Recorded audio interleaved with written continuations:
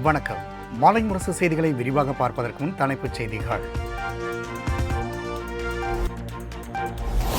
சென்னை ராஜீவ்காந்தி அரசு மருத்துவமனையில் பகுஜன் சமாஜ் கட்சி மாநில தலைவர் ஆம்ஸ்ட்ராங்கின் உடற்கூறு ஆய்வு நிறைவு. 2 மருத்துவர்கள் தலைமையில் நடந்த பிரேத பரிசோதனை முழுமையாக வீடியோ பதிவு செய்யப்பட்டதாக தகவல்.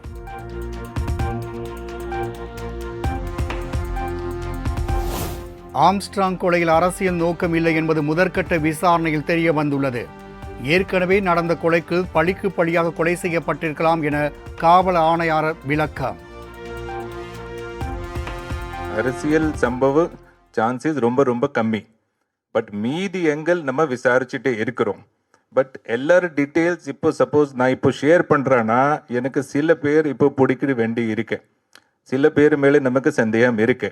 பட் இந்த கேஸ் விளக்கு பற்றி நீங்கள் கேட்டனா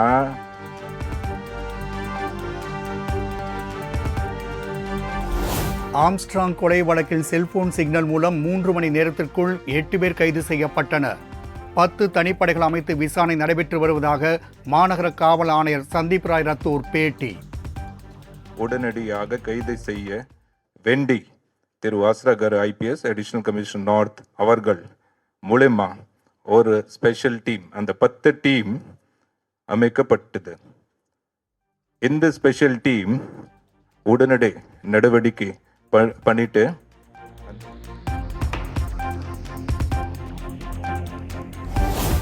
ஆம்ஸ்ட்ராங்கின் துப்பாக்கி காவல்துறை வசம் இருந்ததாக கூறப்படும் தகவல் தவறு. தேர்தலின் போது ஆம்ஸ்ட்ராங் ஒப்படைத்த துப்பாக்கி மீண்டும் அவரிடம் ஒப்படைக்கப்பட்டு விட்டதாக காவல் ஆணையர் விளக்கம். இன்னும் அவரு கன் திருப்பி நம்மகிட்ட 13ஆம் தேதி ஜூன்ல திருப்பி வாங்கிட்டாரு. ஸோ அவருக்கு ப்ராப்பர் கன் லைசன்ஸ் இருக்கு. அது 31/12/2027 வரைக்கும் ரினியூ பண்ணிட்டாங்க. ஸோ மார்ச் மாதத்தில் நம்ம மாடல் கோட் கண்டக்ட் இருக்கும்போது அண்ணா ஆர்மரி மவுண்ட் ரோல சரண் பண்ணாரா. பட் திருப்பி 13ஆம் தேதி எலெக்ஷன் முடிச்ச அப்புறம் அவர் வாங்கிட்டாரு.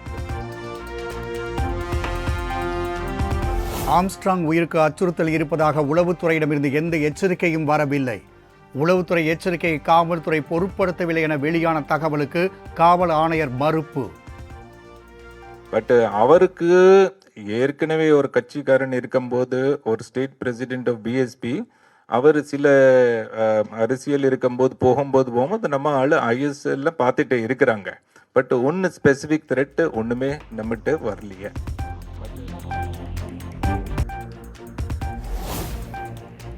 ஆம்ஸ்ட்ராங் மீது எந்த வழக்கும் நிலுவையில் இல்லை என சென்னை காவல் ஆணையர் விளக்கம். ஆம்ஸ்ட்ராங் மீது 7 வழக்குகள் இருந்த நிலையில் அனைத்து வழக்குகளில் இருந்தும் விடுவிக்கப்பட்டார் என தகவல். பிகாஸ் இப்போத அவங்க இறந்தவர் இருக்காரா, டோட்டல் கேசஸ் 7 கேஸ் இருந்தது. அதில் எத்தனை க்ளோஸ்?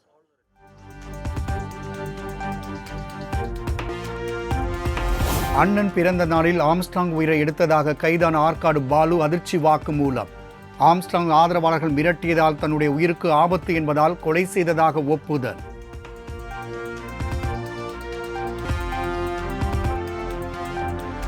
பகுஜன் சமாஜ் கட்சியின் மாநில தலைவர் ஆம்ஸ்ட்ராங் படுகொலை செய்யப்பட்ட சம்பவம் பேரதிர்ச்சி அளிக்கிறது என முதலமைச்சர் மு க ஸ்டாலின் உருக்கம். வழக்கை விரைவாக நடத்தி குற்றவாளிகளுக்கு சட்டப்படி உரிய தண்டனை பெற்றுத்தர காவல்துறைக்கு உத்தரவிட்டுள்ளதாக எக்ஸ் பக்கத்தில் பதிவு.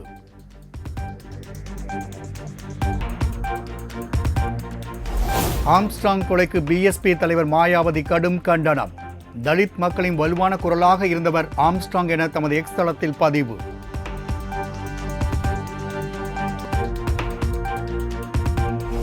பகுஜன் சமாஜ் கட்சி தலைவர் மாயாவதி நாளை சென்னை வருகிறார். படுகொலை செய்யப்பட்ட ஆம்ஸ்ட்ராங் உடலுக்கு அஞ்சலி செலுத்துகிறார்.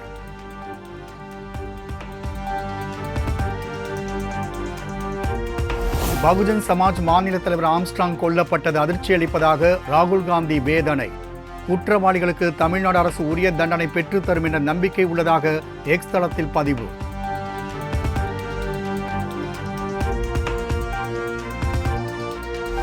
பிஎஸ்பி மாநில தலைவர் ஆம்ஸ்ட்ராங்கை கொலை செய்த உண்மை குற்றவாளிகளை கைது செய்ய செல்வ பெருந்தகை வலியுறுத்தல்.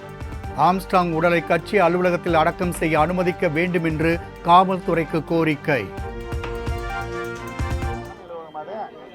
பகுஜன் சமாஜ் கட்சியின் ராமாபாய் தலைமை அலுவலகம், அந்த அலுவலகத்திலே அடக்கம் செய்வதற்கு எல்லோரும் விரும்புகிறார்கள், நானும் விரும்புகிறேன், காங்கிரஸ் பேரியக்கமும் விரும்புகிறது.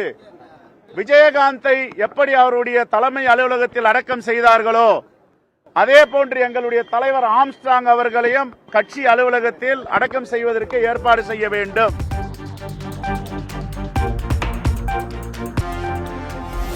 ஆம்ஸ்ட்ராங் கொலை வழக்கில் கைதானவர்கள் உண்மையான குற்றவாளிகள் அல்ல என பிசிக தலைவர் திருமாவளவன் குற்றச்சாட்டு.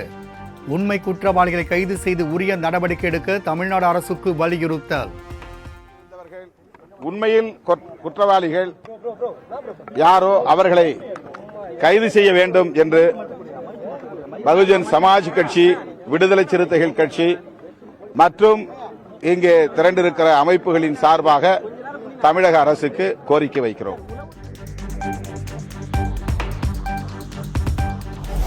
பகுஜன் சமாஜ் கட்சி மாநில தலைவர் ஆம்ஸ்ட்ராங் கொலை சம்பவம் பெரும் அதிர்ச்சியையும் வேதனையும் அளிப்பதாக தமிழக வெற்றிக் கழக தலைவர் விஜய் இரங்கல். சமரசம் இல்லாமல் சட்டம் ஒழுங்கை நிலைநாட்டி அனைவரது பாதுகாப்பையும் உறுதி செய்ய வேண்டும் என தமிழக அரசுக்கு வலியுறுத்தல்.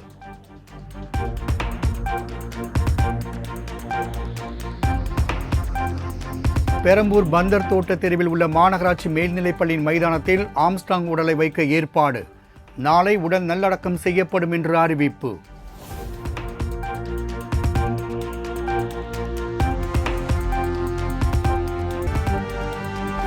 மணிப்பூரின் சட்டம் ஒழுங்கை சீர் செய்துவிட்டு தமிழக சட்டம் ஒழுங்கை பற்றி பாஜக பேசட்டும். மத்திய இணையமைச்சர் எல் முருகன் குற்றச்சாட்டிற்கு திமுக எம்பி கனிமொழி பதிலடி. ஒழுங்கு சரியில்லைன்னு ரொம்ப நாளா சொல்லிட்டு இருக்கோம். அங்க இருக்கக்கூடிய பிரச்சனைகள் இப்பதான் கிட்டத்தட்ட 2 வருஷத்துக்கு பிறகு இப்பொழுதுதான் முதன்முறையாக எதிர்கட்சிகள் எல்லாம் வெளிநடப்பு செய்த பிறகு பிரதமர் அதை பற்றி மணிப்பூரை பற்றி பேச தொடங்கி இருக்காரு. இதுக்கெல்லாம் சென்னை ராஜீவ்காந்தி மருத்துவமனையில் ஆம்ஸ்ட்ராங் உடலுக்கு மத்திய இணையமைச்சர் எல் முருகன் அஞ்சலி. திரைப்பட இயக்குநர் மாரி செல்வராஜும் அஞ்சலி செலுத்தினார்.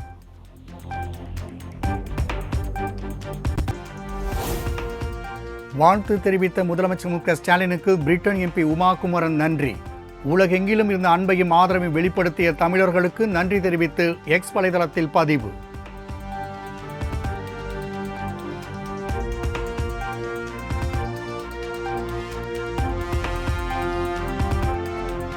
ஆதி திராவிடர் மற்றும் பழங்குடியினர் நலத்துறை மூலம் திறன் மேம்பாட்டு பயிற்சி முடித்தவர்களுக்கு பணி நியமன ஆணை. சென்னை தலைமைச் செயலகத்தில் 146 பழங்குடியின இளைஞர்களுக்கு ஆணையை வழங்கினார் முதலமைச்சர். Control System India Limited. Tube Investment. Monisa.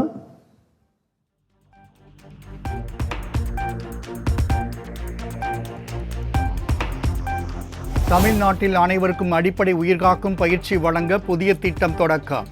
Chennai தலைமைச் செயலகத்தில் இந்த திட்டத்தை தொடக்கி வைத்தார் முதலமைச்சர் மு.க. ஸ்டாலின்.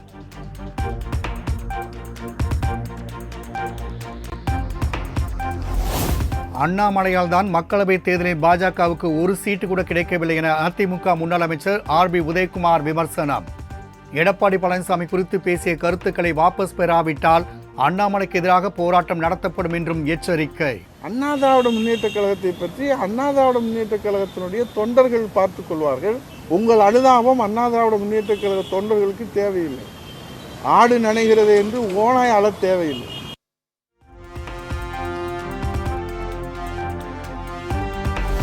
புதிய குற்றவியல் சட்டங்களை எதிர்த்து சென்னை எழும்பூரில் திமுக சட்டத்துறை சார்பில் உண்ணாவிரதம். திமுக சட்டத்துறை செயலாளர் என்.ஆர். இளங்கோ தலைமையில் நடைபெற்று வரும் போராட்டத்தில் 1500க்கும் மேற்பட்ட வழக்கறிஞர்கள் பங்கேற்பு.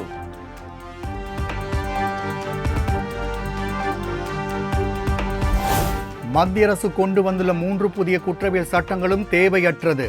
பழைய சட்டங்களை 90% அப்படியே காப்பியடித்து கொண்டு வந்துள்ளதாக காங்கிரஸ் மூத்த தலைவர் ப. சிதம்பரம் விமர்சனம்.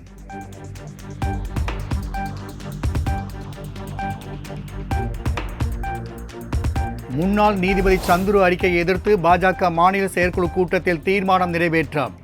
மாணவர்களை பகடையாக்கி பாரத கலாச்சாரத்தை அழிக்க எடுத்த முன்னெடுப்பாக சந்துரு அறிக்கை உள்ளதாக பாஜக கண்டனம்.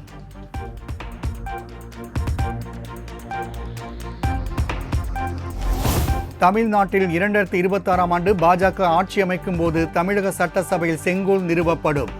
பாஜக மாநில செயற்குழு கூட்டத்தில் பங்கேற்ற மத்திய அமைச்சர் சிவராஜ் சிங் சவுகான் உறுதி.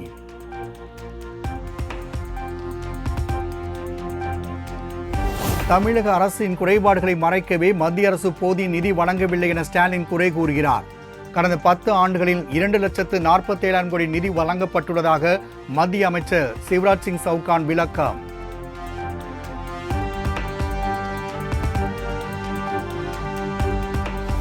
பாஜகவின் 55 மாவட்ட தலைவர்களும் 86% மாநில நிர்வாகிகளும் சொந்த பூத்களில் அதிக வாக்குகளை பெறவில்லை. பாஜகவினர் தங்களை சுய பரிசோதனை செய்து கொள்ள வேண்டும் என செயற்குழு கூட்டத்தில் அண்ணாமலை பேச்சு. இன்று நம்முடைய கட்சியில் ஒரு அடிப்படை தொண்டராக இருக்கக்கூடிய ஒரு மிகப்பெரிய எனக்கு 70 வயதாகிறது. தமிழக அரசை உன்னிப்பாக பார்த்திருக்கின்றேன். தமிழக அரசு என்ற ஒரு மாற்றம் வர வேண்டிய தருணம். அதே நேரத்தில் மோடி அவர்களுக்கு 400 பாராளுமன்ற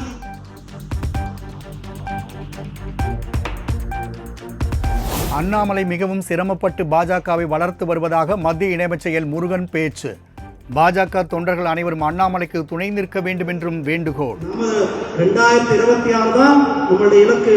நம்முடைய தலைவர் திரு அண்ணாமலை அவர்கள் எவ்வளவு சிரமப்பட்டு நம்முடைய கட்சியை வளர்த்துக் கொண்டிருக்கிறார். நாம் அனைவரும் இணைந்து 2026 நம்முடைய பாரதிய ஜனதா கட்சியினுடைய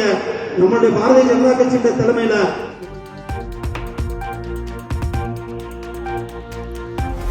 இளநிலை மருத்துவ படிப்பிற்கான கலந்தாய்வை தேதி குறிப்பிடாமல் ஒத்திவைத்தது மத்திய அரசு. உச்சநீதிமன்றத்தின் நீட் வழக்கு விசாரணை திங்கட்கிழமை நடைபெறவுள்ள நிலையில் கலந்தாய்வு ஒத்திவைப்பு.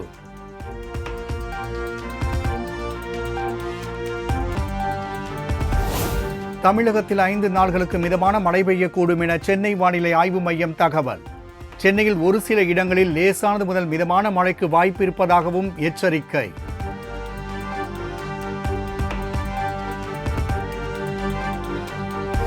ஜூலை 23ஆம் தேதி மத்திய பட்ஜெட் தாக்கல் செய்யப்படும் என அறிவிப்பு. பட்ஜெட் கூட்டத்தொடர் ஜூலை 22ஆம் தேதி தொடங்கி ஆகஸ்ட் 12ஆம் தேதி வரை நடைபெறவுள்ளது.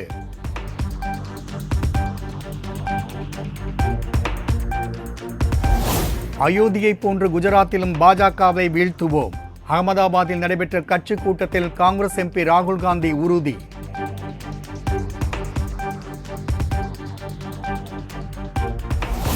ஜூலை 8ஆம் தேதி ராகுல் காந்தி மணிப்பூர் பயணம். பாதிக்கப்பட்டவர்கள் தங்கியிருக்கும் முகாம்களுக்கு சென்று ஆறுதல் தெரிவிக்க உள்ளதாக தகவல்.